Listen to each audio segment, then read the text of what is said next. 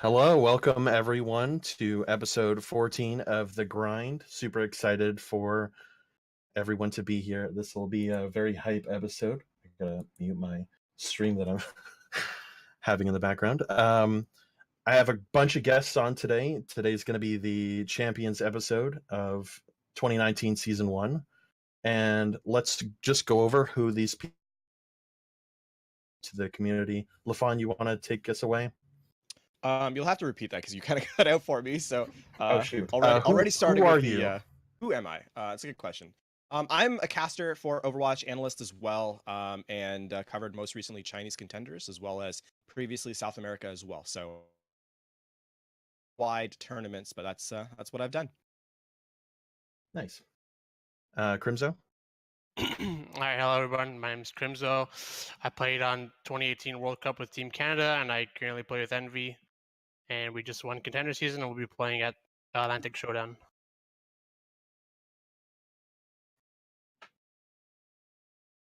AFoxx? I cut out. Hi, my name is AFoxx. I play for Angry Titans, and we just won EU Contenders, and we're going to be playing here in Atlantic as well. Nice. And last but not least, Unter. Yeah, I'm Unter. We're playing in Australian Contenders, which is definitely not least. We just won, and we're going to play at the Pacific Showdown. Yeah, it's got to be really exciting for you guys. Yeah, it'll be sick. Let's get into our first topic. Get into esports. How did you get into it specifically? Was it from another game, or did you guys just start out with Overwatch as like an FPS genre? Unter, you want to start us off? Yeah. This is my first game that I've played like remotely properly. I was just a ladder player and like a shit poster pretty much, and I played PUBG with like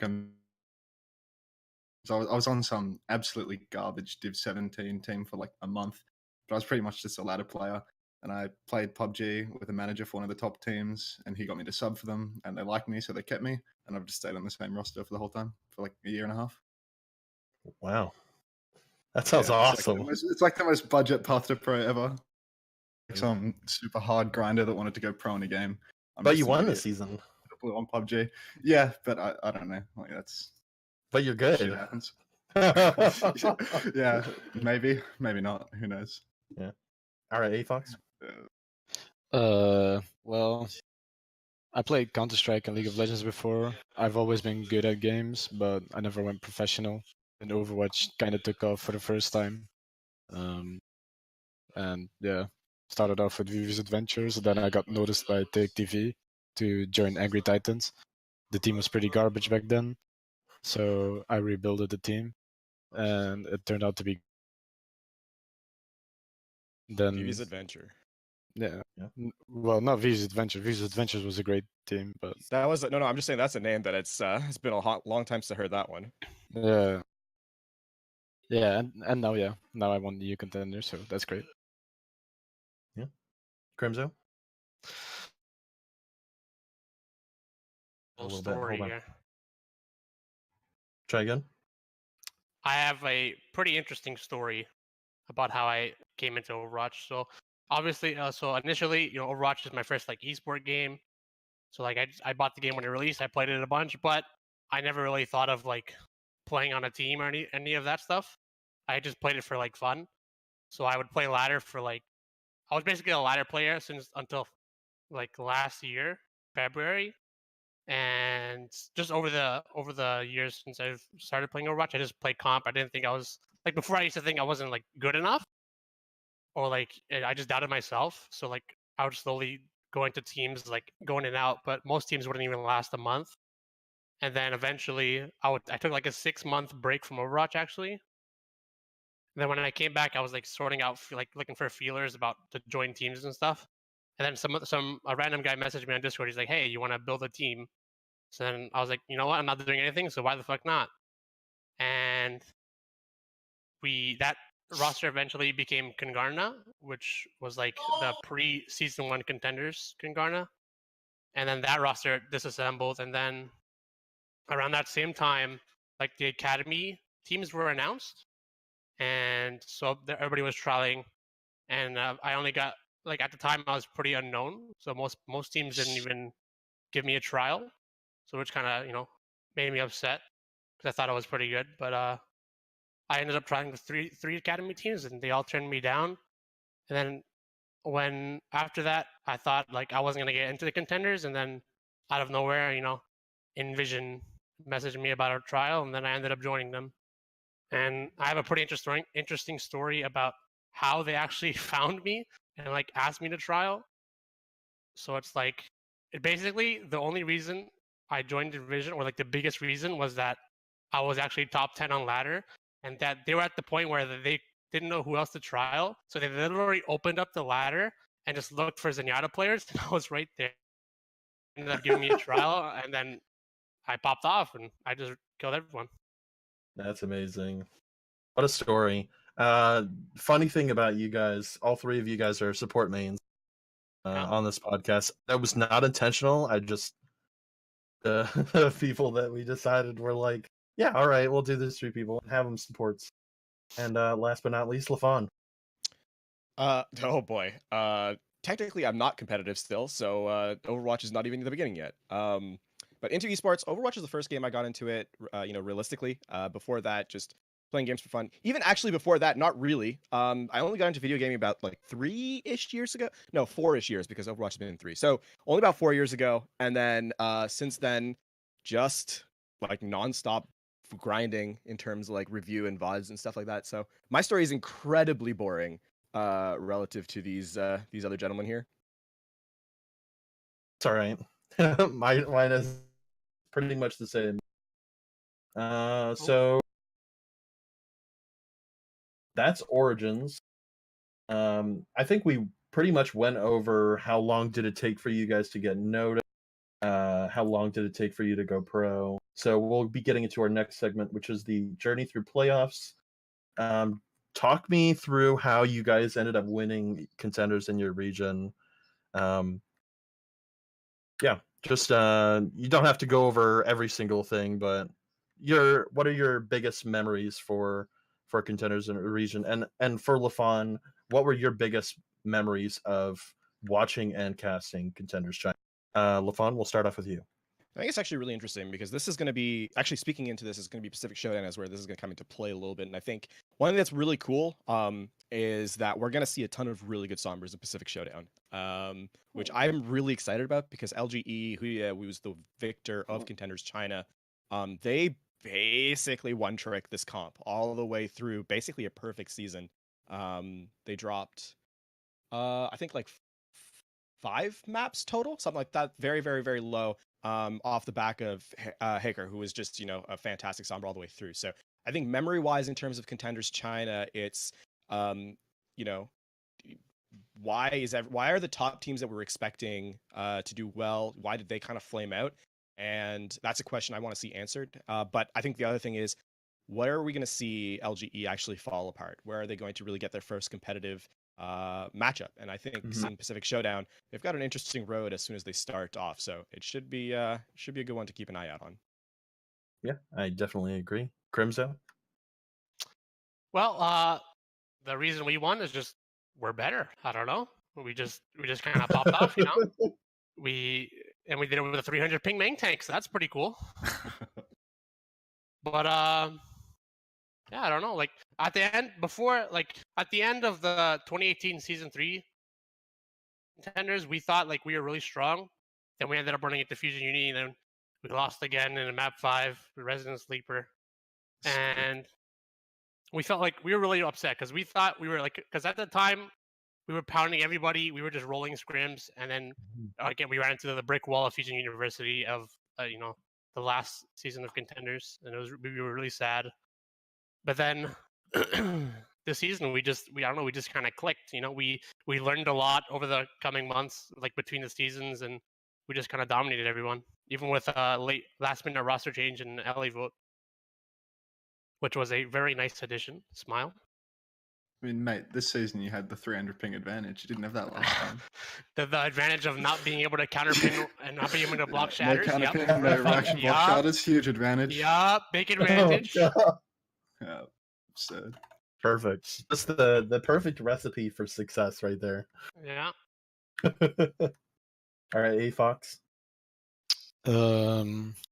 Well, it's been a pretty tough road, so to speak. We went to semis in Poland, but back then we didn't thought that we would be that strong, really good. And then after that, we got packing as an addition in our team in season 2. That's where we went undefeated all the way until the finals. We felt so strong, and then just to lose against Eagle Gaming in those finals, that broke our heart. We kind of like collapsed a little bit there, but we held. I still felt like, we're a really good team. We just made some mistakes and shit happened. And then like last season, oh no, I mean not this one that we won, but the season before that, we got to finals again against Giganti, which in my opinion, that season in particular, they were so strong. Like they developed their own way of playing the game, and it was an intense finals, and we lost that again, so we got pretty screwed up there again. And then like this season we got a couple of like roster changes because Luda getting poached to Gladiators and Elivot going to Envious. Yeah. We were like, oh goddamn, like, maybe our chances to win the finals just decreased like 20-30%, losing these two amazing players. But like we got two really good new additions who joined the team and adapted instantly, and we just put our everything into it. And in my opinion, beating British Hurricane was so hard, but so satisfying at the same time. It was amazing, and I'm really proud of my team and myself for doing that. Yeah, I've noticed there's been a trend on like almost winning past seasons. And Unter, you can tell me all about that as well. With almost winning. Yeah. So I guess for us, like, I guess we'll call us, me and Adam, as like the core of our roster and kind of signed. But like we've come third, fourth first season of Contenders, third, fourth, second season of Contenders. So you could call that fourth and then third, I guess, because we got closer to winning each time.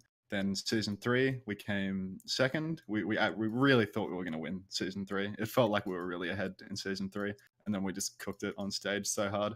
But then for this season, like season 1, 2019, I felt like we were like pretty decently ahead in terms of goats compared to the next best competition. We actually won this one. Like the final, I wouldn't say the final was easy, but like, easy clap. Like the final went down easy, and it kind of helped that like maybe the best player on the Sydney Drop Bears, Titawat, he got caught at customs with a boogie bag full of heroin, so he couldn't make it to the event.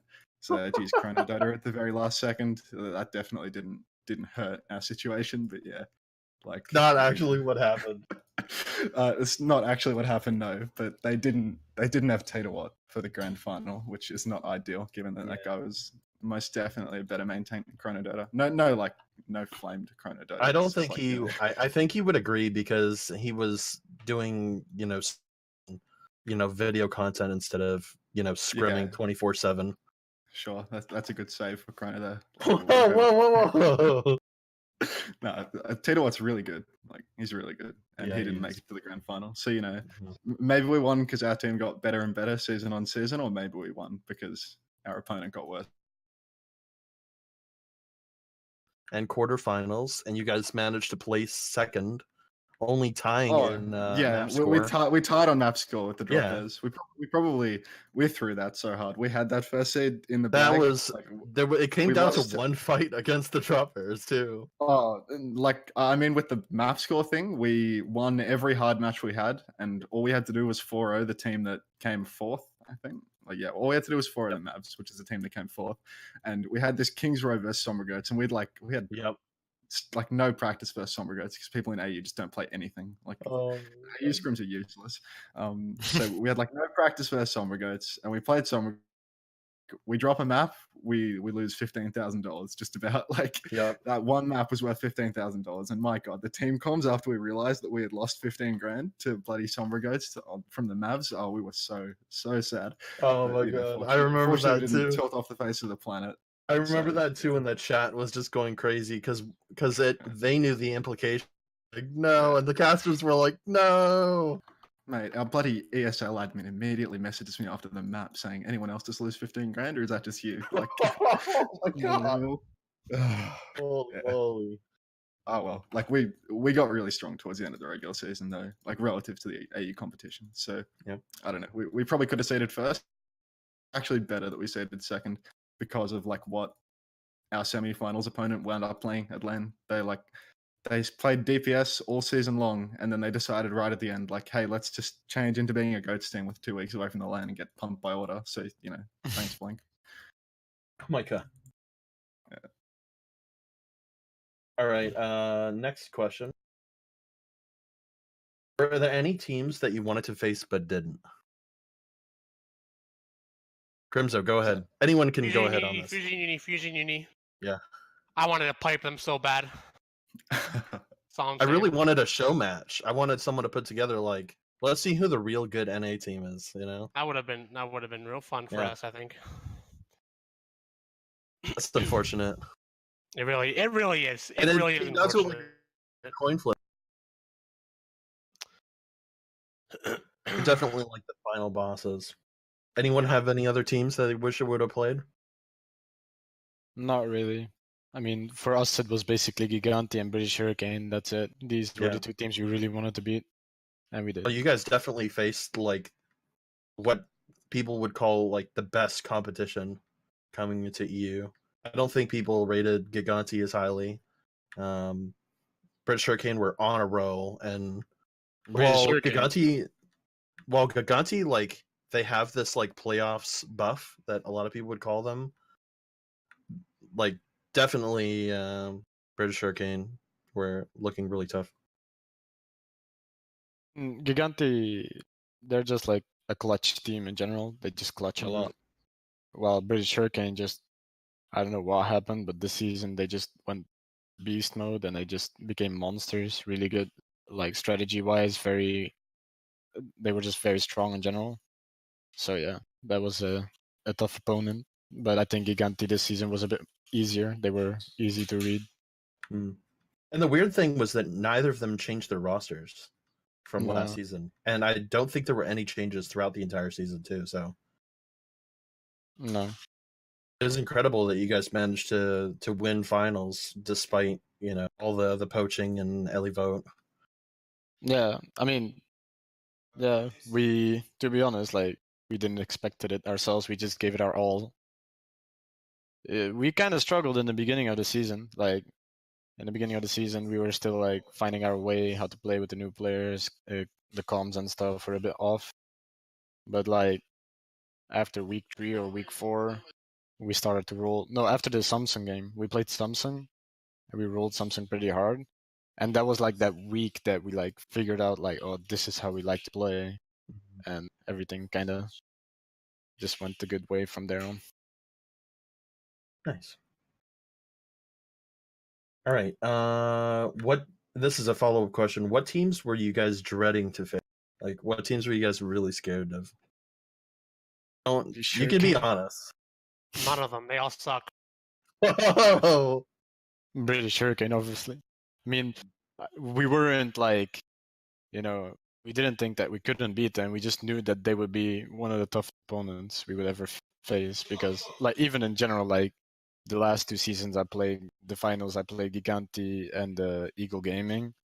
I think British Hurricane is still like the team that was better in general, and they are better in my opinion. Like they are just really good. I guess a side question for lafon, because you're a caster, but which of the playoff matches seemed the closest? I mean, and seemed like they could swing either way.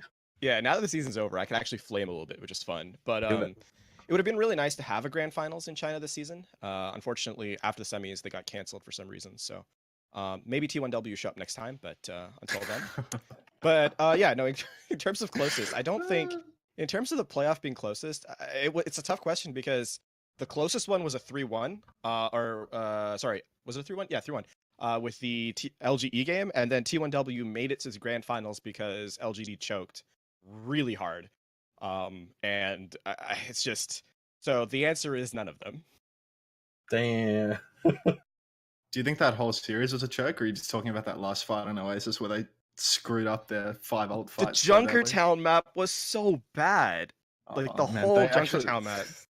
That was really bad. That whole Okay, series. Like, if you're they playing could not Hanzo, stop throwing. if you're playing Hanzo, and I think was it 2.5 minutes, and you have your first ultimate's at 53% against goats, I don't Might know, be man. Time to pack it in, mate. Yeah. Time to. Like, okay, if you lose Junkertown because they just outplay you, that's cool. That's whatever, right? It happens. But 53% after 2.5 minutes against a tank-based composition, just hit a couple shots there. I respect it. I respect it because if we wind up in the losers bracket somehow, if by some like freak accident Australia winds up in the losers bracket and loses to O2, then I think we verse T1W in the losers bracket. So I think I'd rather T1W is going to be I don't know. T1W. I don't know. I don't think they're that great at goats. So they'll No, probably just play well- more of their 2-2-2 stuff. The reason is this is a really frustrating thing for me is that there's no real reason for them to be that bad, right? All their mistakes are because they're being stubborn in how they're applying their players. They have 2 players that are capable of playing Zarya properly, and they play Michia, who Zarya can best be described as gold. So I'm being sarcastic. He's not that bad, but he's not a terrific. I don't know, man. I really don't know. It was really frustrating to watch, especially in a grand finals, which is supposed to be the hype one, right? And they're like just chilling up there, and Michia's just playing Doomfist and getting absolutely rolled by a Sombra. What are you gonna do? I don't know. I think that like overall China's not that great at goats compared to like Korea. Just from like scrimming different Chinese and Korean teams, I feel like there are a lot more like competitive goats teams in Korea than there are in China. Yeah, I mean, it So, doesn't help that 2 of the teams just blew up. Like Billy should have been better than they were, and then they just fell apart. I think LGE was the most consistent, but their power level hasn't changed. They've been the same the entire season, so I don't think LG we're are going to get any really good at surprises. Sombra goats. And he's legitimately said in public that he wanted to make a specific showdown as a Sombra one trick, and then he's retiring. So Is that Hacker? Or whatever his name is? yes, yeah. You know what? I can respect Sombra that players. He's a freak in nature. Sombra players dance game. though. Agree. Oh no, no pauses in the chat, please. Although I agree, winning 1 out of 2 fights just automatically because you get a good EMP is not very entertaining to watch. It doesn't have to be like that. I mean, Yeah, that's throughout true. all the playoffs, didn't Shock have a positive win rate against teams with MP? Like you can play around it. It's just That's really true. hard. It's not good. It's just annoying. I think. Yeah, Yeah. I mean, it's good against teams that have no concept of checking, right? Like they don't pay attention. You're gonna win against them because they don't know you're there. And especially if you can't like know they're gonna have EMP every fight. Like I don't know, if you know the Sombra's good enough to have EMP every fight and you still run in blind, you're gonna lose. That's how it goes. that's true. I feel like okay. Do you guys remember Mercy before her rework with Korea? I mean, of course you guys remember, right? Yeah, of course. I'm stupid for asking that.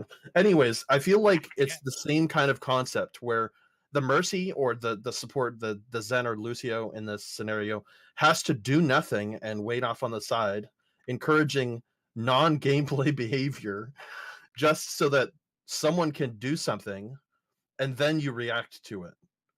I mean, so my opinion on it is okay. I don't like some goats as well. By the way, I'm not defending it. I think it's not as easy as that. Like, I still think that Sombra Goats is just designed to be a cheese. It's not designed to be a one-trick comp. And if you're gonna one-trick that comp, eventually they're gonna figure out how to beat you, and they will. And if they don't, then they're not putting enough time into it. Yeah, that's true. I'm not saying it's infallible or anything. It's just the whole aspect of your one of your supports needs to go off on the side and do nothing until someone else can do. It's not all just about hiding though. Like I think That's if true. you hide a support, then they can just take a 6v5 and win. Yeah, Like, I feel the counterplay is a bit more complicated. That's true. I feel like the It's like- counterplay was more complicated on the Mercy meta as well, with the It's res and really- everything. It's really dependent on who's playing the Sombra as well. Because you got like Sombra players who like purely play the farm EMPs and they play like super safe. These are the type of Sombras that you could just ignore and just run into them, into the enemy team. I mean, then you have the type of Sombra players who play more behind the Ryan shield and actually try to hack swinging. These are the ones you have to play more passive with. It's really dependent on what team is playing it and how they're playing it. But yeah, it's a stupid comp and I don't like it. But I'm just thinking about Sama right now and remembering our Trill on 300 ping just getting hacked just randomly. Can't even react to it. It's really fun. I can imagine. Poor Trill, man. What a Like, oh legend. shoot, I pressed right click, guys. He's holding shield forward. Yeah. He's literally hacked, and 5 seconds later he turns around. Oh my god. Hey, you guys won. Yeah, we won. Hey, He's you won. literally a sloth, but we won. You're an trash advantage, talking man. more because he's not on the team anymore, right? Oh yeah, he's gone. He's a big boy now. He You know, deserves up in the the big most. leagues. Yeah. Calling We him a gotta big check boy. him off his high horse sometimes, but you know. I'm like, this Awful high is horse. this is all about him too. All right, let's move on. Kind of summarize the past couple of questions with how are you guys doing after contenders playoff? How was practice? Did you guys take a little bit of a break? Are scrims less demanding? You guys are fighting for the showdown, or are you guys picking it up completely? Who wants to? I can say that we were on a 1 week break and we just started yesterday, and obviously since we lost Shuttle, we have to like scrap around and look for a main tank real quick. But it's looking good so far, and I think we're still gonna roll. Eyes emoji. That's awesome. Yeah. I hate the eyes emoji, but I felt like I needed to say that. I respect the positivity, Crimzo. It's good. Even though we're gonna lose our big Australian gamer, we're gonna get Dude, you gotta stop like An equal describing bigger. him as big and tall, like on a high horse and this shit, man. Like, it's like 4 foot tall. Come on, man. But people are gonna think that we're gonna be weaker going into showdown without our usual main tank, but I can argue that we're gonna be even stronger. Nice. Unter, how was your end of season like? We chilled for a little bit after we won a few days, and then we got like back into it slowly. So just like a couple of 2-hour blocks over the course of the next week. But now, like right now, we're picking up again, I guess. I mean, the showdown's so insanely soon, and pretty much all the other teams other than Talon are like scrimming pretty intensely because they just had their playoffs like this Sunday. So, I mean, apart from the fact that we're already behind because all the other regions are better than us, the other teams have actually been scrimming like non-stop, and I assume they're just going to keep going because I mean, what's another week before the showdown? So, like, we took a little break, but now we're getting back into it. But I guess we're going into the showdown with like, well, not necessarily low expectations, but like any spectators have any expectations that Australia is going to, you know, like roll through that tournament. But yeah, We'll talk about that later. We'll talk about Sure. how expectations are going into the tournament. I have the brackets up. AFoxx, how was your end of contenders playoffs?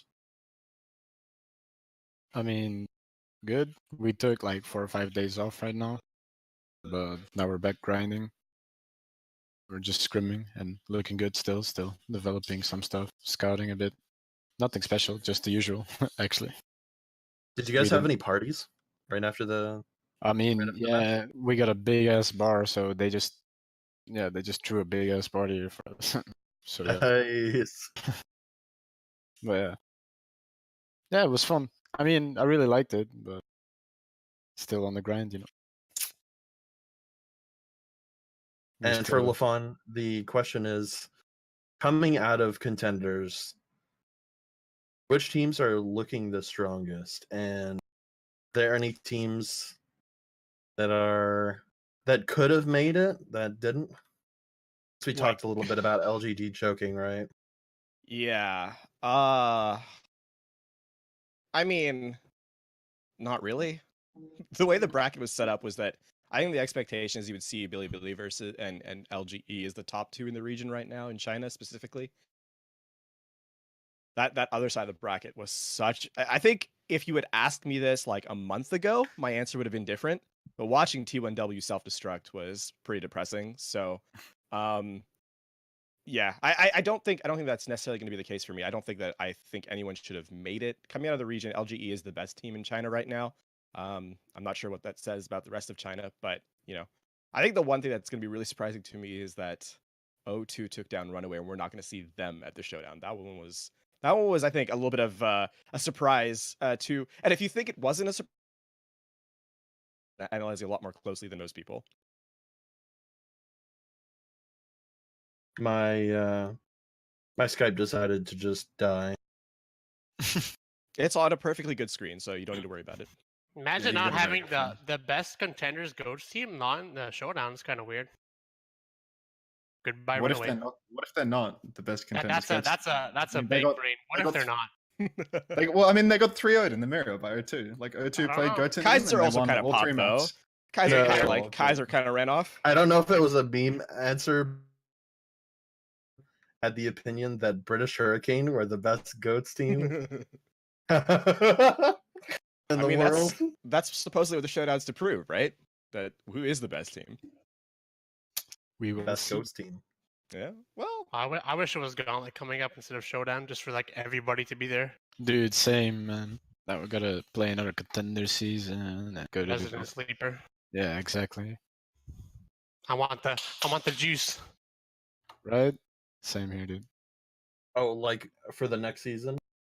No, I'm just saying like I want to play Gauntlet now, like where every region is going to be involved instead of just like sub regions kind of.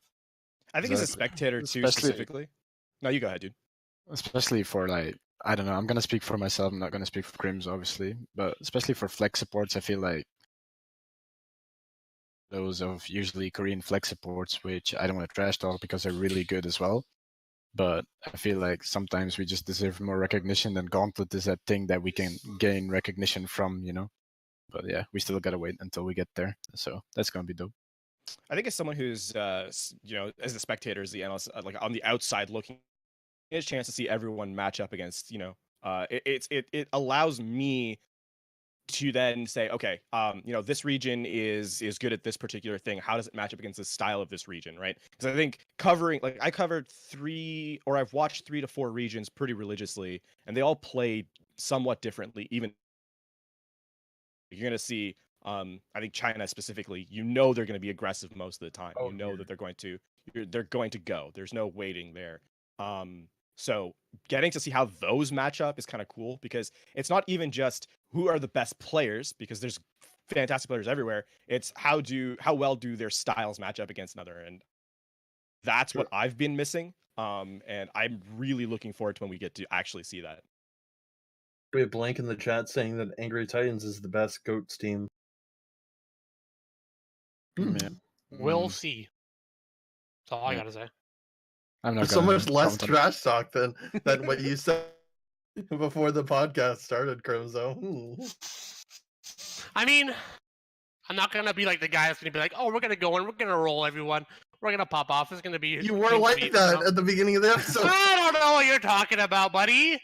Obviously, some good teams there. I just think we're the best. That's all I'm saying. That's a good attitude to have coming into it, though. You I'm you very have to do that, or you're not going to do well. You have to play to your best ability, and Yeah, you have always to be think that confident. you're the best. Yeah, you can't Exactly. be like, Good at "Oh, that. guys, we're Right. going to lose. We're I'm really trying not to win." we can take it all again, That's the because secret. Envious. I'm very sure that Envious is the strongest NA team, and the team that we're most afraid of would be still British Hurricane, because who would want to win the finals and then lose to them in the end line thing? So You don't believe in That's- Fusion Uni? I don't know, dude. That's a wild card right there. That's a wild card. I Um, mean, Unless- Gonna come weren't out of 3 that. or 4 of their members playing on like hella high ping? It for was- Yeah, the remember all this of is them. LAN. It was Yeah, all that's- except for the NA players or Car at least. Yeah, like you got to remember Fusion Uni. They look kind of like shakier, but like almost that whole team was playing on super high ping. I feel like those guys are gonna be really. That's a I'm wild not. card. I'm not underestimating them. I'm just saying that from my perspective, and I'm not playing an NA, from my perspective, Envious would still be the stronger team. But Alright. it's like I don't have that much experience because I play in EU, and EU has the best GOATS teams. So when I play against NA teams, we either stomp them or we find this team that, oh, good, and Envious gave us that impression. So yeah, Alright. that's the only opinion I have from NA. Makes sense. There was a lot of context going into Fusion Uni, by the way. 3 of their players were still,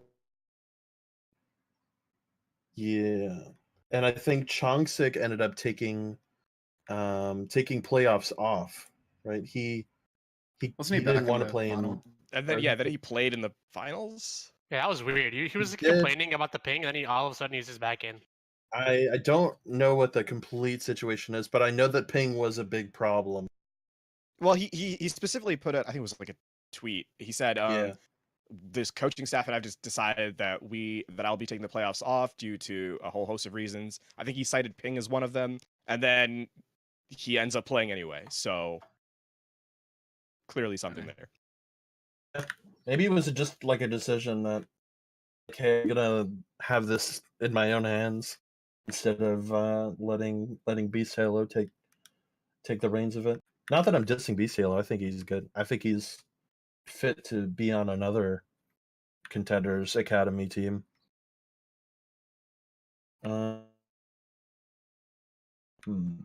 What's more juice? Let's go to Showdown prediction.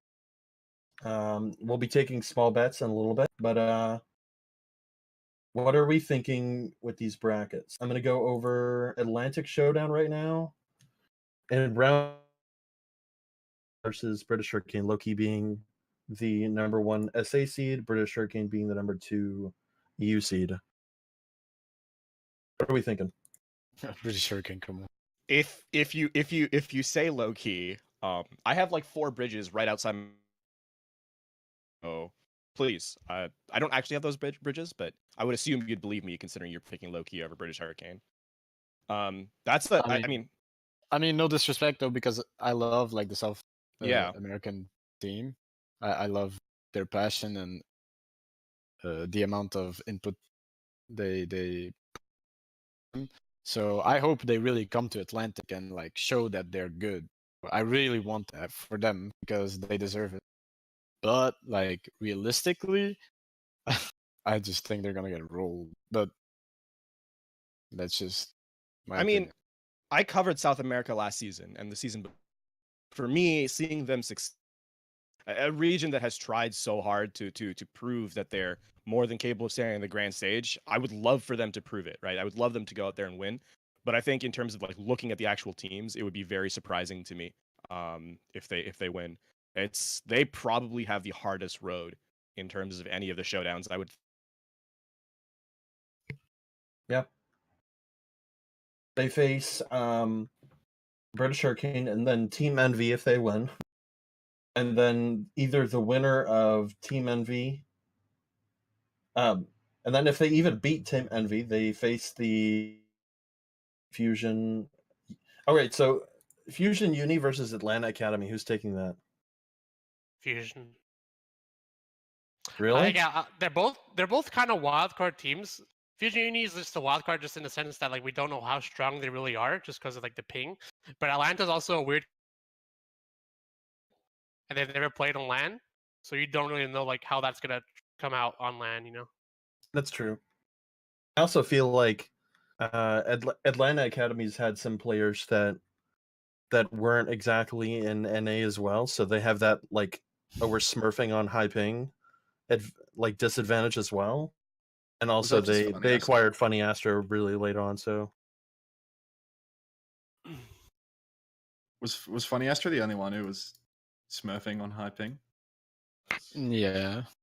Yeah, I don't think that'd be like that much of a difference compared to Fusion Uni. Like Fusion Uni are getting dicked from multiple angles with the ping just falling off the walls every now and then because his latency is too high. I think we did the big brain play where instead of having a lot of players on ping, we just put all of the ping into one player, and then that's how he just once you get past that 250 mark, man, you get the advantage. That's how it is. Yeah. Oh my god! Don't leak it. People are gonna start adding to their ping. How do you think Order 1 line, dude? We were lag switching. Oh, putting aluminum foil between the computer and the cord. Yeah, we're up on stage, messing about. All right. I guess and British Hurricane is like, how does Loki win? How do they actually take that match, if that's possible? I could see possible cheese if they come with like any bunker comps or something that.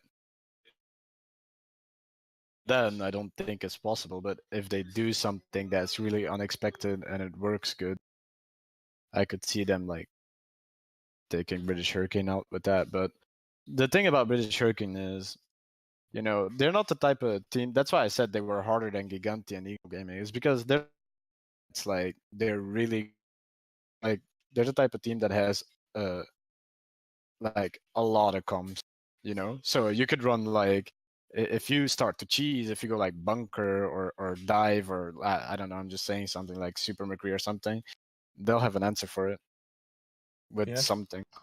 I think without all.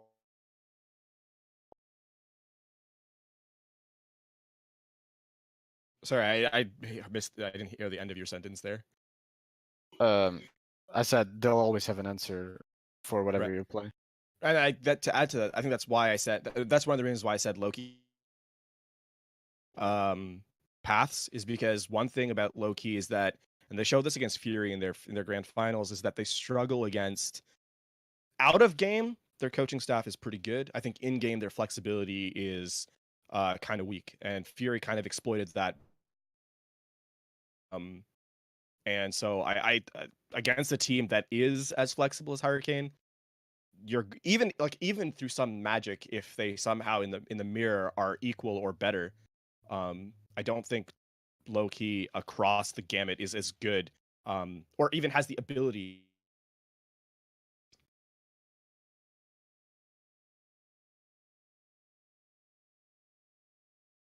Sorry about that. I'm just making sure that everyone is okay with, and things are cutting out.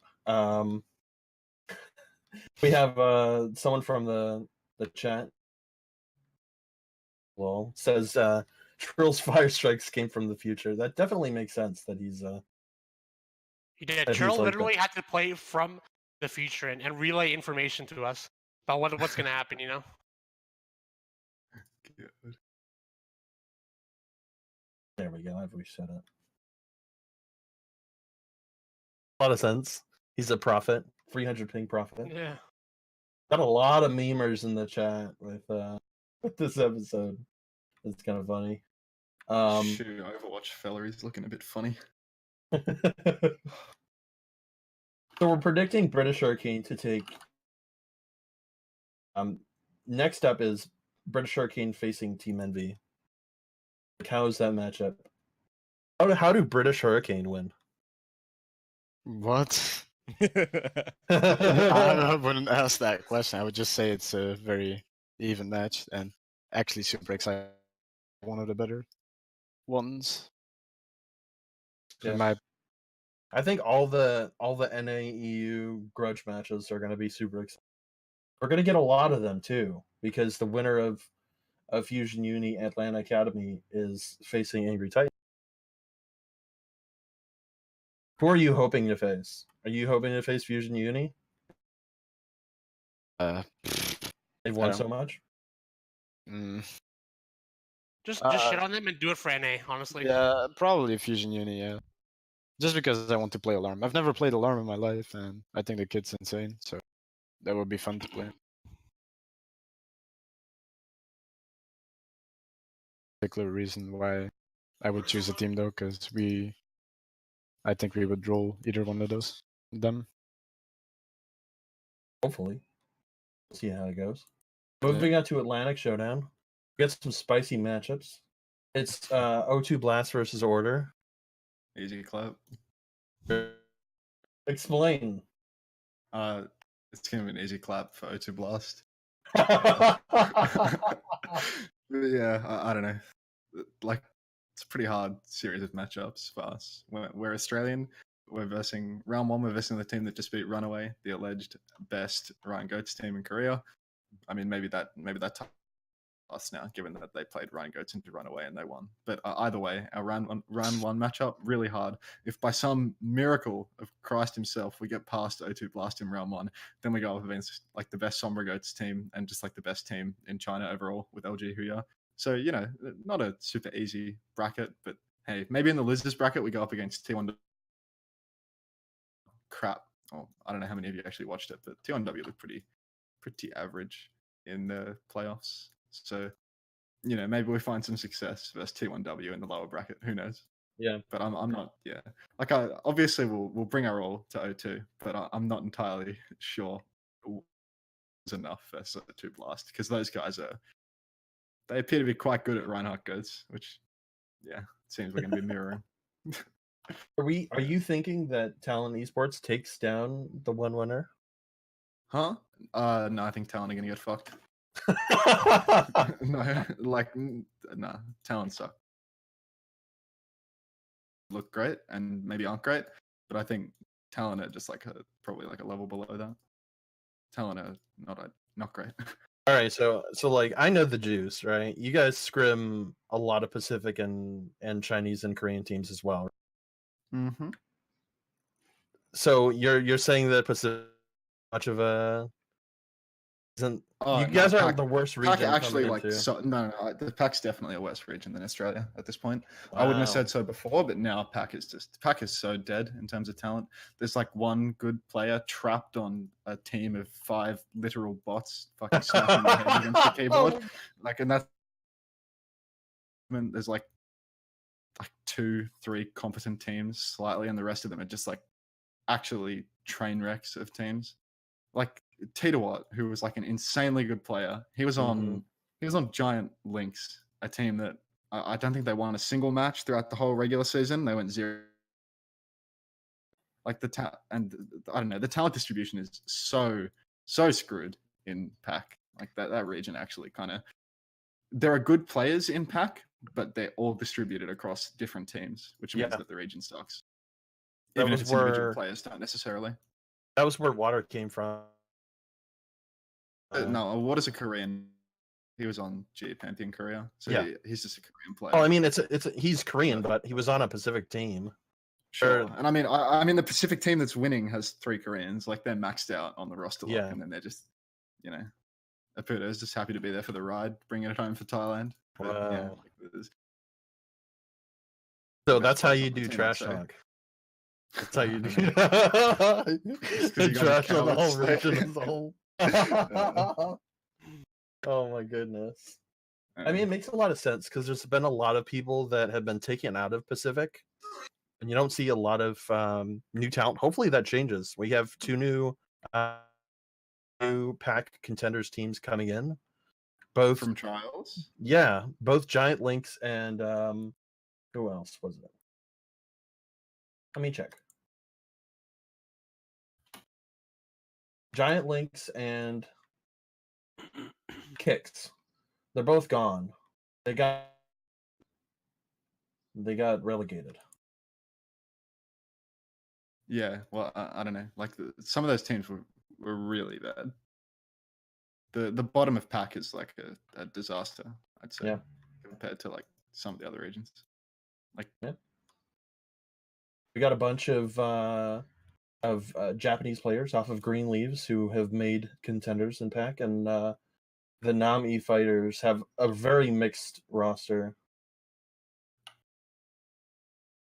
They have KTM as the coach. Oh. Those American ship posters, isn't he? Holy moly, calm down. All right, anyway. Back to the Pacific Showdown. So we're thinking that T1 takes that. Is it T1 or Element Mystic that's taking round 2? Does people think there? That's. I mean, if T1W couldn't play against LG East Sombra, not entirely sure they can do it against. And by not entirely, I'm 100% sure they can't do it against Element Mystic. Yeah, they're gonna get smoked. Sombra Doomfist. Especially, and even if T1W played their Doomfist goats, oh god, I hate that term. To the best of like literally better than anyone else, they don't have flexibility. Sorry, not Doomfist, the DPS comp. They don't have they're not. It just all their players, they are good at one thing, but if they need for T1W, like this was one of the frustrating things watching is like Michia is pretty good on Doomfist, but his Zarya is not good, and they literally, when he's in the lineup, they can't switch their composition, and I think Element Mystic is going to like abuse that nonstop. Do we think Element Mystic are going to roll the whole tournament? I don't know about the whole think that- tournament. I don't know about I think they're favorites, but I don't know about rolling. yeah. Do you I think it's the gonna first be- matchup is the easiest. Like, it's definitely easy for sure. But after that, I don't know. Yeah, I guess the biggest question is like LG, Huya, or Element Mystic. I think those are the huge favorites because LG, Huya looked so good coming out of playoffs. Like they were far and above the best Chinese team. They 4-0'd. Like it wasn't even close. It was like quick. There were other mitigating circumstances though, and I'm hesitant to like crown LG as being a top tier team. I mean, or like at the same level of being able to compete. You know what I mean? Yeah. I think they're a good team. I think they're definitely the best Chinese team, but there were too many holes in their gameplay. Even just watching them against struggling T1W. That T1W just wasn't functionally capable of taking advantage of. But I think they're not going to be playing against T1W in the showdown. So we think that Pacific is pretty much sealed. Crimzo, who do you want to see win? Korea or China? Yeah, Pacific. I want to see China just because Korea doesn't win. So just like the Korea underdog wins these. approach. Yeah, I don't know. China. I've always seen China as like a region that you don't know what's gonna happen. Really, it seems like kind of random. So you never know. Like it'd be nice to see like a Chinese team win with, I don't know, some kind of comp that beats goats. Maybe you never know. Yeah. But you never know what's gonna happen. I will say it's a other- shame. I will say Oh, it's a no, shame go that LGD did not make it over to T1W. LGD would have actually had a chance. T1W is going to get smoked. Sadness.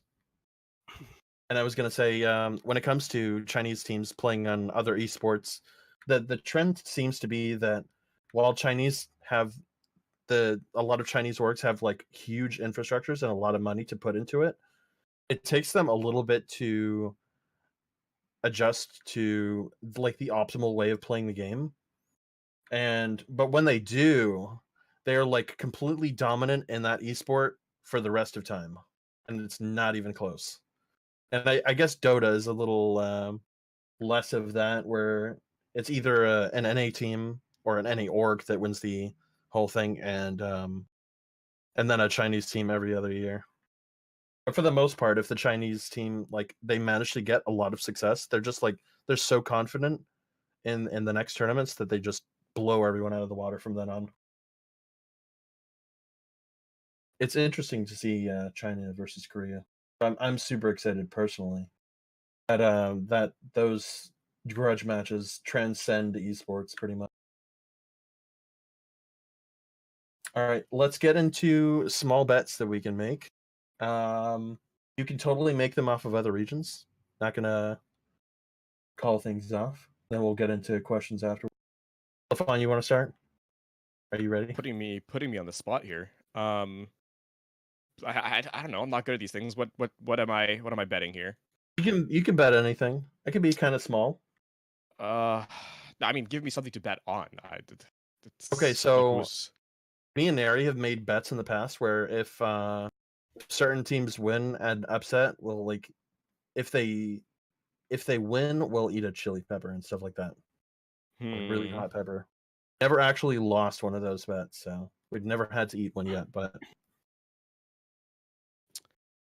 okay. Let's go for broke. Tear down my brick wall on camera. Blank, that's not happening because there's no brick wall anymore. See? You know what? We'll do an outrageous one. If low key through some magic beats British Hurricane, what do I got here? I actually don't know because this is What? I don't know. Do the You'll have to roll back Macarena. to me on this one. You'll have to roll. I'll think of something, but it's something to do with British Hurricane low key. All right. I'm gonna do the Macarena if Order beats O2 Blast. You better beat him. Yeah, that's I'll do the Macarena and I'll make it like meme. I'll meme it up. There will be air horns. Unter, what's your bet? fuck. Mate, if we beat O2 and LGE, I will literally shit in my hands and clap. Because Okay. That's your bet? yeah, well, that should give you an indicator of how likely I think it is that we beat both of those teams. All right, so that's your bet. I'm putting you to that. AFoxx, what's your bet? I don't know. I'm not really much of a bettor, but if Loki wins against Hey. British Hurricane, then I'll eat a hot chili pepper or something like that. A very hot one, something that hurts me or something. That's what you like in betting, right? All right, Yeah. that's fine. Crimzo? I've actually thought about this one. If Envy doesn't make top 4, I will literally record a video of me neck deep in an ice bath, just to torture myself. All right. Why not? We clip these, by the way. You Yeah, it's can't fine. get away from them. If we don't make top 4, I'm All right. ready. I'm ready. These air horns, Bammy. I don't know if the stream can hear them, but they're there. Yeah. Okay. Yeah, no, they're not in the account. All right. Any other questions from the audience? I'm going to be requesting questions from questions and answers.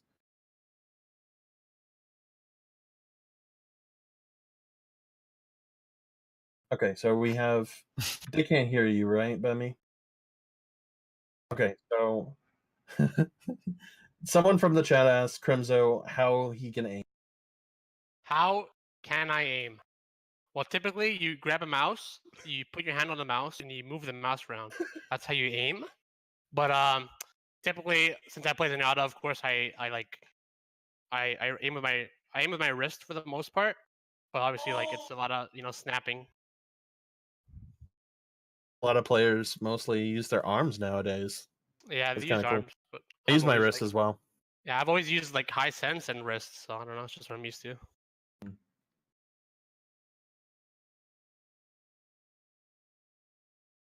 There's a lot of Eagle Gaming memes in the chat. Give us some questions, guys. Give us some questions. Oh, here we go. Blink. Question for AFoxx. What was a major reason you think you were able to beat British Hurricane? That you can publicly say XD. I mean, right now the finals are over. I think I can say anything publicly. Do it. But so we lost in groups. We checked out how we figured out that they have one big weak spot, and that is their backline. They always leave them behind. So we did a strategy that revolved around killing Bok 1 all the time, and that's what we did the entire finals. We just discorded him. I said, Emil, you fly to him. That's how we killed them, and that's how we beat them. Yeah. I guess that kind of goes to the other guess, which is like, was there any specific strategy that you guys used to win contenders? You know, we are kind of like a team, like we just scout the. Oh, you're cutting out a little bit. We just like scout the enemy team really hard. That's what we always do. We always check for things that we can punish and things that we might have not noticed. Like, for example, in group stage when we lost against British Hurricane, we were goddamn like, how do we actually beat this? You know, So we went and checked it, and then we were like, wait, like it's not that hard actually, and it actually worked out really well. Mhm. Because one of the issues that a lot of teams have, and I'm not even going to say EU, I saw it in NA teams as well when I scrimmed them, is they have this one play style and they stick with it, and then they never swap. And then you play them, and you prepared for that play style, and then when you start winning, they start to choke because they're like, wait, like whatever they're doing is beating us. So for Yeah. example, I think in this finals against Bok 1, when we kept killing Bok 1, British Hurricane kind of had that choke where they were like, why is our flex support dying all the time? Like, why is he dying all the time? And then they started to not play their game anymore. And when you start to make a team adapt on your gameplay, you are basically winning the game for free because then you're playing your game and they're not playing theirs. There was a map on. There was a point on Oasis. I think that was the last map Yeah. that you guys ended up winning. Where, I mean, to the audience, it didn't look like he was. It didn't look like you guys were particularly focusing him. It just looked like he was dying a lot. But I know that's not the case. Oh hell no. I know the whole thing was you guys were actually tunneling completely on him. Yeah. I just want to say that we scrimmed AT once, and they did the same thing to me, and I almost broke my monitor 3 times. Oh my god! I was real close. Those are at least 7 desk slams for sure. Yeah, but you guys knew how to deal with it at least. Yeah, kind of. I I think at the end, my team was just like, he's gonna die. Let's go kill the other team, the rest of the team. Yeah. Use Discord for as long as he's alive. Yeah, pretty much. Yeah, almost but the same the thing we did with British Hurricane is we scouted their positioning as well, and we actually thought, you know what? It's like 2 weeks before we go into the finals, so we're not gonna rely on the positioning of like the group game. But guess what? We went into the finals, and they came out at the exact same spots. So like, I think like around map 3 or something. No, like Oasis, that map, that was insane. Like we ran in blind, but Mhm. knowing that Bok 1 would be there, and it worked out. It was like insane. Just kept dying, and we were like, we know what you're doing. So that was really cool. That's awesome. Like, good that you guys actually figured that out and had the scouting talent to notice those small changes and or lack of changes. Yeah, we have a Um, great coaching staff, like insane. Like Opti, Faustus, Rat, and Squall. Like these 4 guys have been doing amazing work for us, like scouting every team, giving us all their like flaws, and we as players make the strats because we think that like we are, obviously since we are the players we know it better, but they like finalize. It's been working amazing. Like we couldn't have gotten this far without them. yeah, Want to know our secret to how we were successful? do it. Leak it. Uh, 300 ping main tank. We sent in Trill. They all focus Trill. We kill the rest of the team. Trill dies. That's how we win. Glorious. Did you pocket him at all? Did you give him any resources, or you just I mean, left him to die? Trill's inting again, but some fights we did give him a little bit of pocket, but for the most part, we like gave like we were just focused on killing the rest of the team. That we didn't even care what Trill was doing. Trill was like a child running in, and we just let him play around. You know, he was running around, swinging his hammer, popping off, shatter down. You know what I'm saying? But then we just killed the rest of the team. Amazing. He's just It's a kind of mark. like the Vancouver Titans way of playing. Yeah, you guys actually the Vancouver Titans of contenders. I will say we did study the top OWL teams, so it works perfectly with our team. Yeah, makes a lot of sense. Why wouldn't you? Yeah, but now he's gone and we're sad. But we'll come up with new strats. Yep. Just bait whoever your next main tank is. It's that easy. Exactly. Unter, how did you win? The teams we were versing were worse than us. Like just in the L VODs, we watched some Korean contenders VODs if we were feeling extra silly. But yeah, for the most part, like you're talking with Angry Titans, how like you identified a problem with how your opponent, like how you were just able to kill Bok 1 on repeat, right? Like we got around a bit of backline assassination ourselves, but that wasn't like a specific counter strat thing to the enemy team. We just like, because the teams we scrim, if we scrim in Australia, the teams that we're scrimming are behind us. We would basically just scrim an overseas team, and if an overseas team would pump us, so usually like that, it's a Korean team or like a top China team, but I don't think top China is very innovative with goats. So basically, we'd scrim like wreck us, and then we would just copy whatever a Korean team would do in a scrim, basically. Like that was pretty much our approach. It's not very complex, not very nuanced. Like sometimes you'd see something in an ALVOD that we try to implement, but other than that, like it was pretty much just get wrecked by something in a Korean scrim, try and implement that. Like watch it in VODs and try and implement it for our own style of play. I think that's pretty much how we won. Like just copying people that were better than us and wrecking us in scrims. It's so cool that Australia has the particular advantage of being close to so many of those regions that you can scrim a bunch of different teams. I mean, it's not really an too advantage. bad of a Like thing. the ping we have for those scrims is pretty like garbage. I wouldn't Is it say bad? that's an advantage. How bad is it? Crap. I mean, like I think if it was any meta other than goats, it would be like borderline unplayable, right? Because DPS heroes are really hard to play on high ping. Goats is like the most forgiving meta you could possibly have to like be playing on high ping. I think if it hyper meta and you were like 100. The only reason that the only reason when Australia was doing like well internationally, well in big inverted commas, like that was when the Australian team at the time, like Fusion Girls, they were able to practice at like tank heavy comp again. Like if you're just playing DPS, you get rolled on high ping, and we have high ping. Like there's definitely not a geographical advantage to living in Australia. Do you guys get bad ping already just by being in Australia? Not to Australian servers, but we get bad scrims if you're scrimming Australian teams. So what's the ping if you guys are facing Korean teams?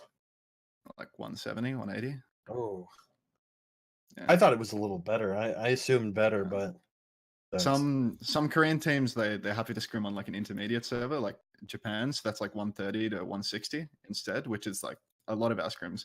But the problem is the best Korean teams, like the teams that you're really going to want to learn from, why would they scrim an Australian team on a server that they don't want to play on? It's basically the issue. So like you need to compromise somewhere. Like if you want to get a really good scrim, maybe you can't play on your preferred server, and even then your preferred server still has crap ping. So there's no advantage. Yeah, I guess that was what I was about to say was, oh shoot, I guess that's not an advantage at all. Yeah, like if you're in PAC, you have better scrims because you're closer to Korea. Yeah, I feel like they have the China and Korea aren't that bad off. Yeah, they're all like close enough to Korea that you can make it work. Mm-hmm. I think Australia has like the worst ping issue of all the contenders regions, which will be just like if Overwatch League localization ever happens and Australia has an Overwatch League franchise, I have no idea how they expect that to work. Like it's actually impossible. Yeah, ping is going to be crazy. It's just how the hell do you have an Australian team if Australian teams can't scrim international teams properly? Like it doesn't make sense. Nice, we got Tailspin in the chat saying we just let Crimzo die. Yeah, later, that was nerd. in regards to the AT strat. Oh, okay. Yeah. Makes a lot of sense. A couple of bullies on my team, gotta keep them in check sometimes. Yeah, we were just doing that because we were practicing for British. Yeah. It was nothing. But, when we practice a strat, we just do it against any, and then we learn from how they counter it too. Yep, we got some questions from Bemi, our producer here. For AFoxx, how does it feel to break the curse? Oh, these are from other people in the chat. How does it feel to break the curse? I guess everyone had a curse. We were talking about that towards the beginning of the podcast, but how does it feel, AFoxx? To what? Sorry, you break cut the curse. Oh, break the curse. How does it feel? Amazing. Like you have no clue. Like I was literally in tears because I thought, oh no, like these two last seasons we lost. Like these teams were really good, obviously, but like British Hurricane this season, they really scared us, and we were like, God damn it! Like we have two new players. We've gone through a long road. and we're again in the finals. And obviously, it gets in your head. Losing 2 finals, you hear people saying "curse this, curse that," and you laugh it off. Like you just pretend like you don't care. But in the end, if we had lost this, it would have at least me hurt us again. So this was an amazing feeling, Nice. and for the team for sure. Yeah, you guys have been like almost infamously second, and like it was almost a meme, and you guys have broken the meme. Yeah, That that's must the feel thing. really good. You don't want to stay a meme forever. You Yeah. like to be the meme for a while, but not become the meme forever. That sucks. Got another question. The Overwatch World Cup changes. Go over that real quick. So age restriction, you can't be under 18. Rip Eclipse. I think age restriction is kind of lame. Like, there's so much talent that's under 18 that we're going to be missing out on. Yep. Yeah, especially like even like Sharp from our team, from Sweden. Like, this guy's an insane hit scan, but he's not going to be able to play because he's too young, which is kind of lame. I think it's really stupid.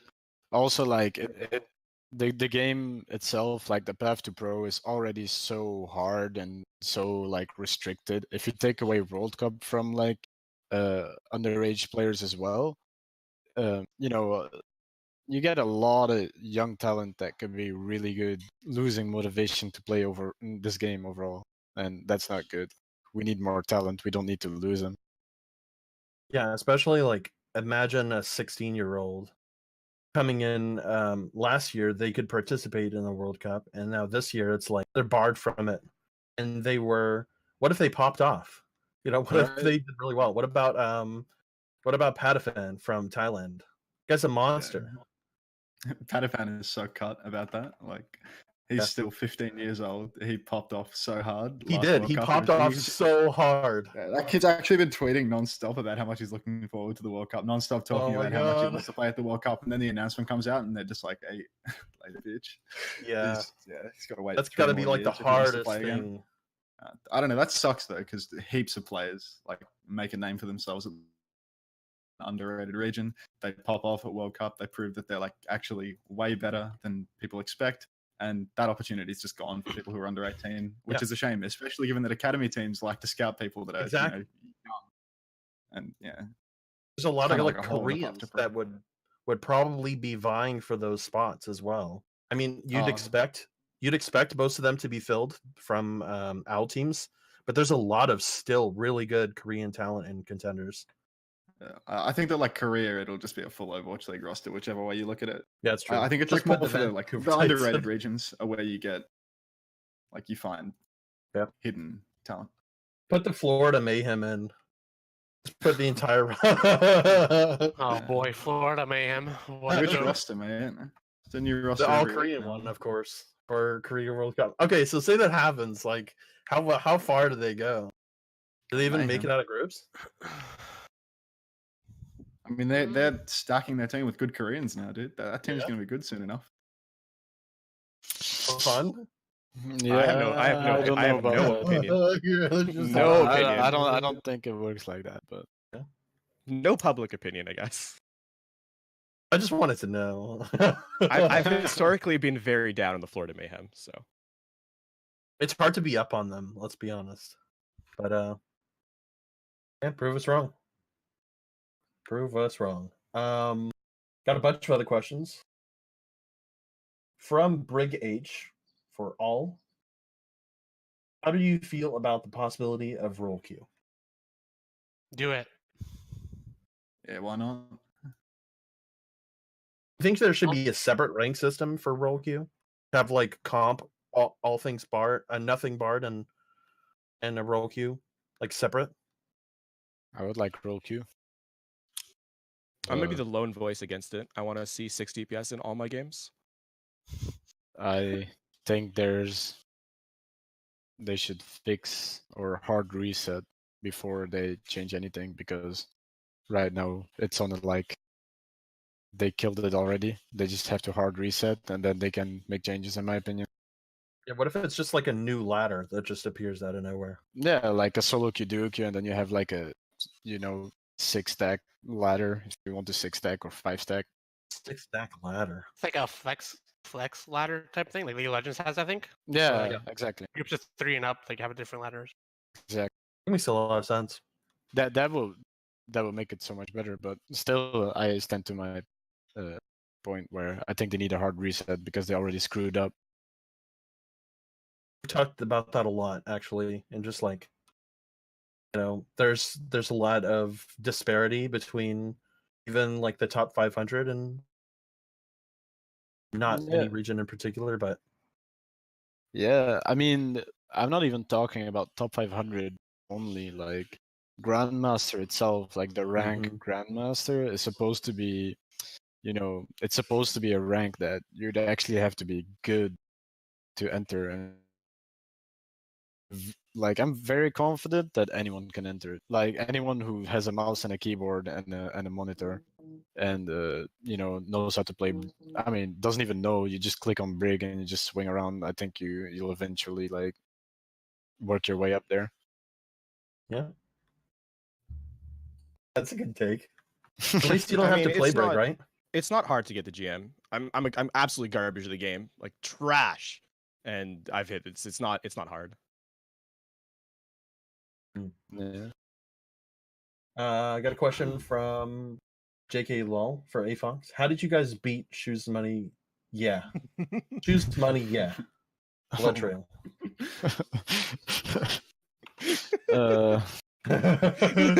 Yeah. I don't know. Shrug. We just Shrug emoji. All right. All right, Lewis. Get out of here with your memes. A lot of memers in the chat here. Got another question. What is some advice for people who want to learn how to get better? Not just tips, but like how to learn from mistakes in a tangible way. Record and watch yourself play. If you want to learn, that's the best way. That's definitely a good way. Also, from my perspective, watching pro players, like see what they do. Obviously, don't copy what they do. Don't go and copy your stance and stuff, but get a general idea of how to play the game, and then improve by yourself. And obviously get a team and stuff. That helps a lot. Yeah, to echo that, not specifically for gameplay, but for anything, like for casting, that's what I do, is why they're doing what they're doing, and then I take the idea behind that and apply it to my own style. So, I mean, if you look at the pro casters, right? Why does Uber have, just to pull a name, why is he able to use that many? Why is he able to flow that well in his rhythm in terms of how he casts? Obviously, I'm not going to talk the same way he does, so I can't use that specifically. But he looks at the game this way. He brings this particular point forward first. Why does he do that? Because it's the most important one. Then I apply it to my own self in a way that makes sense for my own speech patterns, right? So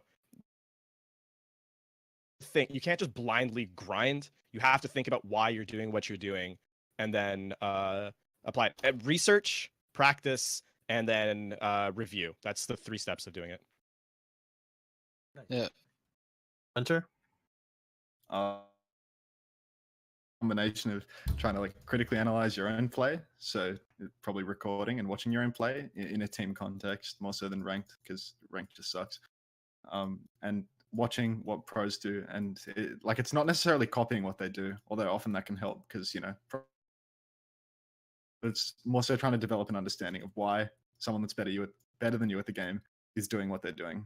And I mean, like, thinking about aim and their sensitivity and stuff, that's all such a waste of time, unless you're, playing on a bloody chopping block with 20 billion EDPI.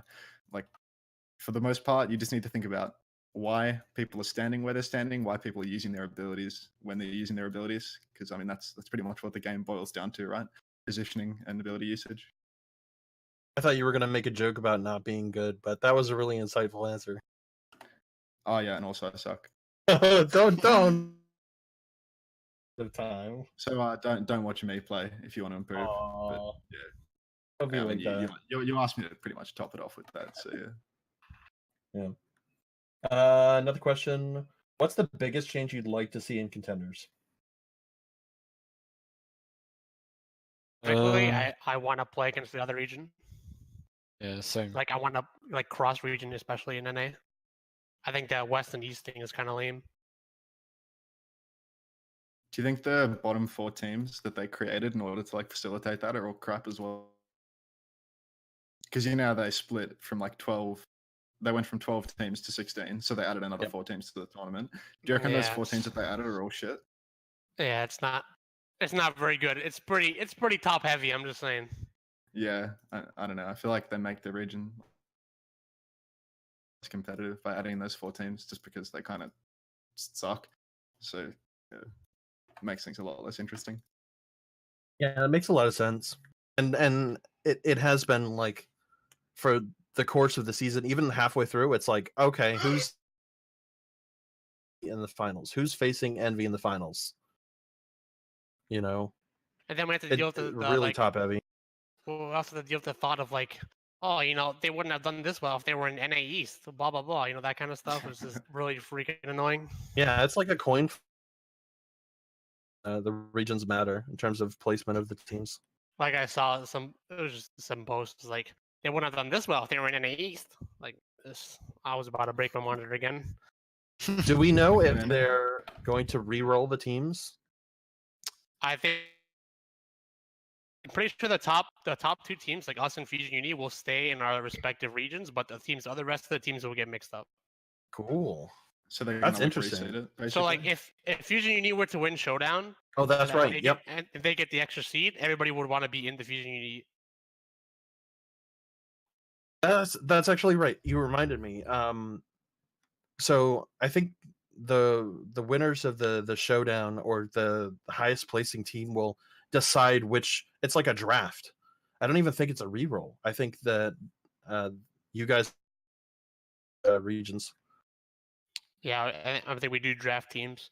I remember for this season, NRG drafted us and they got rolled, so that's kind of. I don't know why that Yikes. one. And the fact that it was really upset because like they picked us before like why? So we're like when we matched up against them, we were like, okay, let's just fucking own these guys. And we did it twice. God dang, saying, hey Crimzo, we got scrims, man. Do you have scrims soon? It's in 30 minutes. He's memeing on us. What other contenders changes would you guys like to see? My biggest one that I said last season, last episode, was I really wanted to see more backstory into Overwatch League. For example, and they actually mentioned that he was from Second Wind and what was he on? Wavecheck in Open Division, and he got moved up. But it's like they didn't show any of the clips, and they have those clips where they. It's like I just want to showcase some of the contenders gameplay if they're looking at backstories of players that have made it. But that's just me. I think there's like a lot of potential in production for different storylines. Like I think the contender streams could be a lot more like general viewers because I think there's actually like a lot you can do with the game and with the players playing in every region to make it more interesting for a viewer. But I don't think Overwatch like Contenders as a tournament really does any of that. Like I feel as if it's literally moving away from that, right? Like Contenders Korea was a good example. Like super budget Apex, and then they move away from the LAN format, and it gets worse. But at least Contenders Korea is still doing something in that like all the players have to have webcams while they're playing and stuff like that. Mm-hmm. So they're trying to make something out of nothing. But yeah, I think there's a lot of potential to make the streams a bit more entertaining than just like a 20-minute ad roll on Twitch and then straight into the game and then like a 20-minute ad roll on Twitch. Makes sense. We got a caster from Contender. I don't think it's down to the casters necessarily. I think it's more about like the organization of the tournaments. And that's true. Yeah, I mean, can more be I don't done? think casters from can do much. Well, from the production side, there's more. I don't know how much I'm allowed to say, but I think at the very beginning, an English language cast for every region would be ideal. One that is supported. like, I mean, we had a region that just actually didn't get coverage this season in terms of English. Often mean a lot for certain players. So I would like to see that. And beyond that, I think building storylines with the player base, with the players would definitely help, because audiences interaction and can really make a difference for a ton of these teams. AFoxx? I think more advertisement. Like, we play British Hurricane. Those are finals. We had like 3K viewers. Advertised, in my opinion, like only hardcore, like competitive scene players or fans know that we are playing. It's not like casuals. They have no clue what Overwatch Contenders is, basically. They only know what Overwatch. Problem with that, I don't know how they fix it, but like during the, I don't know about Europe, but like the Korea and China finals, I'm pretty sure there was like a simulcast Overwatch League replay that had like 20,000 people watching. Like there's 20,000 people watching a bloody replay. Weird on that. Like, I don't know how they resolve that issue. But what's like, really weird about that, though, is that they hosted Overwatch Contenders when Open Division was on. Yes. Like 30,000 viewers. Yeah. 30,000 people were watching some scrubs play, and exactly. They aren't even like off the map. I just want to say that. Yeah. I personally, it feels like Overwatch League is divorced from Contenders, in a way that I don't think is healthy, considering their sister leagues, or I guess daughter league, in a certain sense. I would, and I definitely want to see Contenders before I see Open Division. I mean, shout out to the Open Division players. It's not like they're giving up or anything, but like, I mean, there has to be a level of this, then this, and this, and I feel like right now it's Overwatch League, nothing, sometimes maybe some of the smaller stuff. Have some kind of priority list, and I know that scheduling must be like the hardest thing to do. In scheduling all of Contenders, all of those regions, you have to put all of them in the correct time zones and schedule the biggest headache of them all. But yeah, them hosting Open Division for like 30 to 40,000 people, and Korean finals not even getting a little bit of it was kind of disappointing. I think the other thing too is that there's so many good games in Contenders. Like, I think some of the best Overwatch has been played in some of these finals. That I'm 100% sure that, like, I confirm that's so. Like, a lot of so hard, like they really do. Yeah. Especially goats, like considering people. Oh yeah. Considering people were like shitting on goats, thinking it would not be a good comp for so long.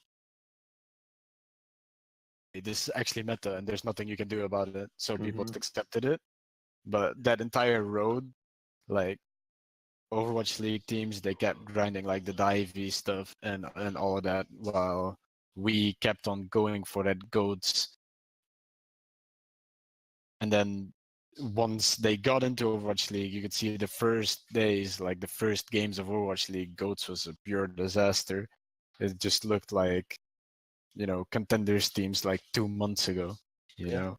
I will say, as a casual viewer, I would finals than Florida versus Houston. Yeah. Like, I was watching that game. They're playing quote goats. It was a calling it a train wreck is generous. It was it's some of the worst Overwatch I've ever seen. Yeah. That bad players. Like, as players, would you guys rather play live to 3,000 people? I mean, on stream, mind you, not like in person. Live to 3,000 people, or like a pre-recorded game to 20,000? I think pre-recorded is fine. Pre-recorded, take the views. Because Australia is pre-recorded, right? But we're still scheduled over bloody reruns of Overwatch League. I mean, Australia is probably the least pre-recorded region. Yeah, if you don't, I think PAC is. PAX Live. If it advertises contenders more doing it, I think pre-recorded would be better. Yeah, I will think like say- everyone would be happy with pre-recorded if it meant that more viewers come to the tournament, and all they need to do is not schedule them at the same time as Overwatch League reruns. And Literally how they did Open Division. Surprise! Yeah, It was pre-recorded. There were no Open Division games played on a Tuesday in the middle of the day. It didn't Yeah. happen. Like Tuesday right after Owl, and Yeah. Like my brother's playing an Open Division. 30,000 people watch. I don't.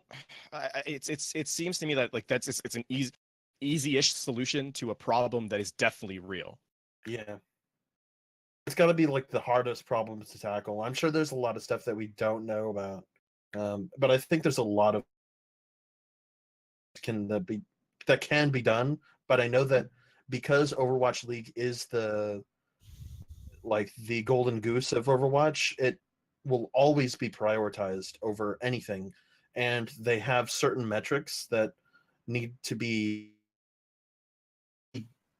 gained. They have to gain a certain amount of viewership. They have to stream, even if it's reruns. They have to rerun for a certain amount of hours every week, and so maybe it's just tackling that alongside so many other things. there's nothing wrong. There's nothing wrong with broadcasting tier 1 and then rebroadcasting it. Like all the money is in tier 1. It makes sense. Yeah. It's just a matter of scheduling the broadcast for tier 2 in a way such that people actually watch it. Because I think the biggest problem that tier 2 has overall is that there's just like the combination of scheduling, meaning that there are no bloody viewers at all, and on top of the scheduling issues, the sponsorship issues, in that like you can't. I don't know about you guys over in Europe. No, we can't. We can't have any of our sponsors on our jerseys. Like we go to LAN and we've got a bloody black jersey with nothing on it. It's like, okay, sick. Why isn't Org going to pay us to play? Exactly the same issue as in Europe. Thank God for Macca's. Yeah, thank God for Macca's and their play of the game coming through with the goods. Because if it weren't for bloody McDonald's, which doesn't clash with the HP, then we'd all be screwed. But yeah. Macca's is coming in with a save for Australia. I don't know about you guys over in Europe. I don't know. I completely agree with whatever you're saying. It's completely the same here in Europe. Yeah. And NA is probably like the better one because they're just filled with academy teams, so they don't have to worry about that. Mm-hmm. I think the scary thing is like what's the incentive for the academy teams to stay? Like, yeah, true. I mean, well, I think it's next year that they're gonna force every Overwatch League to have an academy team, right? That's the rumor. Will that be a thing? Right? Oh, okay. I guess problem solved. So yeah, if Overwatch League does that, then that's one problem solved indeed. Yeah. It just like sucks because nobody wants to put money into it because there's no way to get your money back. No, exactly. We just gotta survive, man. And this is just win contenders for it. You guys are the winners of contenders, and you're arguing about that. That says a lot. I'm drowning in my contenders uni this afternoon. You got like the biggest prize pool that Australia has ever seen. Yeah, correct. All the other seasons, we're lucky to have won this season instead of all the other ones. I know, and you get to go to Showdown. They get we finally win a season, and it happens to be the one where all the prizing is, and you get to go to China. Like, yeah you guys can literally win triple the amount of last season's winner, and you're complaining. I mean, it's not about prize pool. It's about above the path to pro, right? Yeah. It's not a sustainable thing at all. Yeah. If they say that they have a path to pro, then they'll actually have to make it a path for people to like it, or a livable path. Yeah. Makes a lot of sense. Think that just about does it for questions. We'll conclude everything here. But before I head out, I have one announcement. Just want to put this out on the channel soon. I am going to be making a Contenders recap video series from every single region. We have 7 people scheduled, and every episode is going to be about 10 to 20 minutes long. It's going to be a TLDR of every region, and I'm excited to show that with everyone very soon. Episodes should be starting next week. Thank you guys for stopping in. Appreciate you guys. Congratulations on winning your Contenders regions, and good luck in the showdown. The memes, if you guys win, will be insane. And thank you, as always, Lafon, for coming on. You're great. Been nice. So thank you guys, everyone, for stopping in, and have a good night. Thank Thank you you. very much. Have a good night. Thank you. Good morning. Oh, Unter.